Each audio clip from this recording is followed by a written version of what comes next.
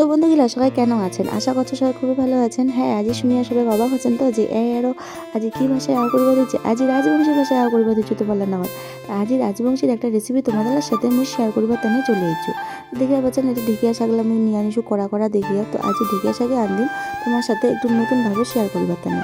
তো আজি আনদিন মুই ঢেকিয়া শাক শুটকা মাছ দিয়া। মুই কোনোদিনও ঢেকিয়া শাক শুটকা মাছ দিয়ে দিয়া খাও নাই। তো ভাবিনি তোমার লগত আজি শেয়ার করো আর মুইও আনদো।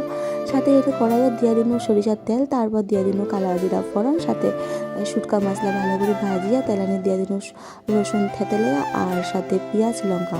এই রাজবংশী এইলা রান্নার আর কি বেশি মশলা টশলা লাগে না, মশলা ছাড়াই হয়ে যায়।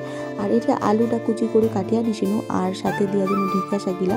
তো এটা আমি মোটা মোটা ঢেকিয়া শাকলা নিছু, পাতা পাতালা মানে এগুলো ভাজা খাইতে বেশি ভালো লাগে। আর মোটা মোটা কড়া কড়ালা এনং করে আন দিয়া খাইতে ভালো লাগে, যে কারণে আমি ভাবিনু ফার্স্ট টাইম আজি আনতেছে এনং করি ভাজাই আনদিছিনু বেশিরভাগটা ঢেকিয়া শাক আর আলু, কিন্তু এনং করি তরকারি আনদিয়া কখনো খাওয়ানি, মানে খাওয়া হয়নি আর কি। সরি, আমি বাংলা ভাষায় করি বলানো কোনো ব্যাপার না। তো তোমরা অনেক একটু অ্যাডজাস্ট করে নেন। তো বেশি করে অনেক ঢাকা দিয়া জল নিকলেছিল, তো প্রায় সিদ্ধ হয়ে গেছে, ভালো করে ঘাটি ঘুটি নামিয়ে দিন।